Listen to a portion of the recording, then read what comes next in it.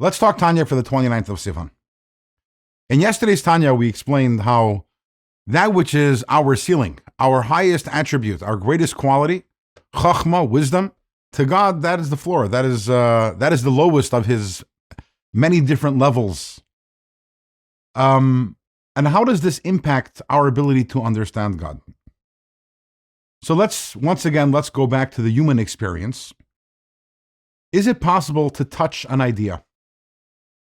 No, that's silly.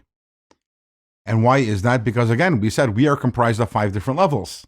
There's wisdom, there's emotions, there's thoughts, there is speech, there's action, and action is the lowest level, wisdom is the highest level, and they exist in different realms, in different worlds. The world of action or touch cannot in any which way experience or sense the world of wisdom.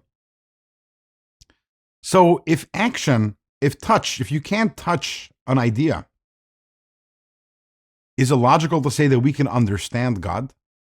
Because if wisdom is God's lowest level, that means that God is infinitely removed from wisdom, and as we explained in previous segments, not by 5 levels. By us, we're comprised of only 5 levels. God is comprised of an infinite amount of levels, wisdom being the lowest.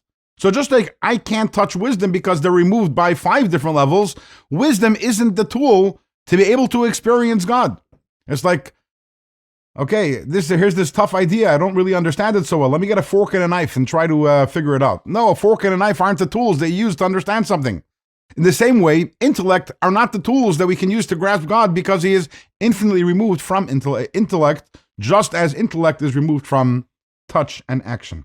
In fact, the Alter Rebbe says something interesting. He says, even to say, I can't understand God because He is so great.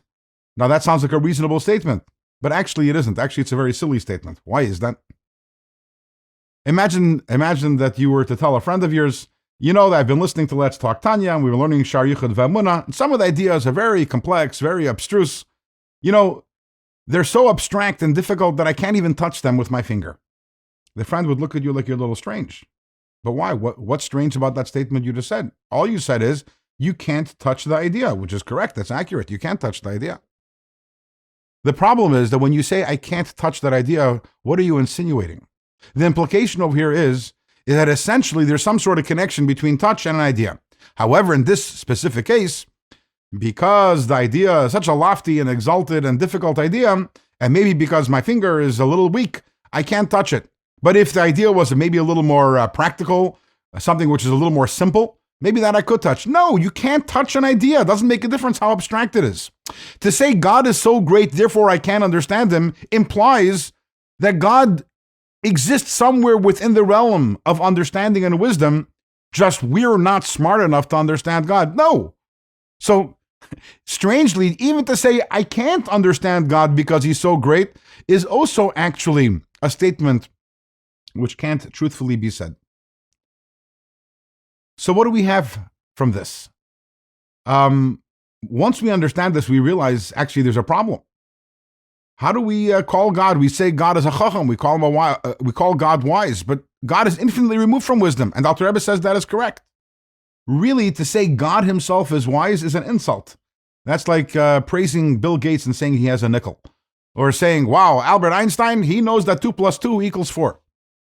When we say God is wise, or any of the other attributes we talk about God, we're merely saying that He is the source of wisdom, the source of these attributes. But God Himself is infinitely removed from all of these attributes. How does all of this impact our understanding of God's unity? Tomorrow we're going to conclude the discussion which we began the beginning of 2 chapters ago, understanding of God's unity, and we'll see how all of this relates to our ability or our inability to understand God's essential unity.